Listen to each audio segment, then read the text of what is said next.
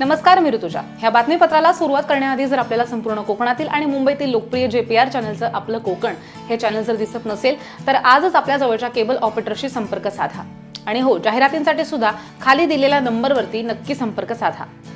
निवडणुकीमध्ये जाहीरनाम्यामध्ये सांगितलेली कामं आम्ही पुढील 5 वर्षात पूर्ण करणार अशी ग्वाही आमदार प्रशांत ठाकूर यांनी दिली आहे। महायुतीची संयुक्त पत्रकार परिषद पनवेलमध्ये पार पडली आहे। यावेळी आमदार ठाकूर यांनी आपली भूमिका मांडलेली आहे।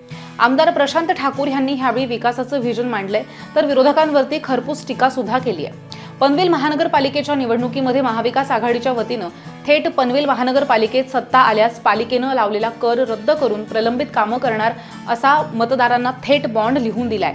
त्यामुळे भाजप ह्यावरती टीका करतेय। असं लिहून दिल्यामुळे कामं होत नाहीत, आपला पराभव दिसत असल्यामुळे असे करार केले जात आहेत, पण तरी सुद्धा ते जिंकणार नाहीत आणि हरल्यावर पुन्हा EVM मशीनवर खापर फोडायचं हेच काम असल्याचं आमदार प्रशांत ठाकूर यांनी सांगितलंय। आम्ही जाहीरनाम्यामध्ये सांगितलेली कामं पुढील 5 वर्षात पूर्ण करणार असल्याचं सुद्धा आमदार प्रशांत ठाकूर म्हणालेत। माननीय भाजपचे प्रदेश अध्यक्ष रवींद्र चव्हाण साहेब यांच्या 2 जानेवारीच्या आमच्या सर्व कार्यकर्त्यांच्या संवाद मेळाव्यापासून जी सुरुवात झाली आणि काल माननीय मुख्यमंत्री यांच्या संवाद सभेपर्यंत हा आमचा प्रवास हा त्यांनी सांगितला। या सगळ्या कालावधीमध्ये माननीय पंतप्रधान नरेंद्र मोदी यांचं विजन म्हणजे सबका साथ सबका विकास हे त्याचं कायम सूत्र राहिलंय आणि हे सगळं सबका प्रयास याच्या माध्यमातून हे आजवर शक्य झालंय हे माननीय पंतप्रधानांनी सांगितलेलं आहे।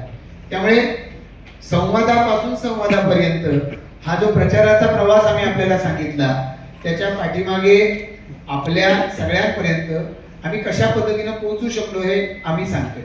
म्हणजे काल कामोठ्यामध्ये आमच्या वार्ड निहाय पोलिंग एजंटच्या सभा पार पडल्या। सोशल मीडियाच्या माध्यमातून निर्माण केलेल्या वॉररूम्स असतील किंवा उमेदवारांचे प्रचार पत्रक असतील, या सगळ्याच बाबतीमध्ये भारतीय जनता पार्टी, शिवसेना, राष्ट्रवादी, RPI या आमच्या महायुतीनं सतत प्रचारामध्ये आघाडी घेतली। प्रचार करत असताना घराघरापर्यंत आम्ही गेलं पाहिजे याच्यावरती सगळ्यांचा आमचा विशेष आग्रह होता।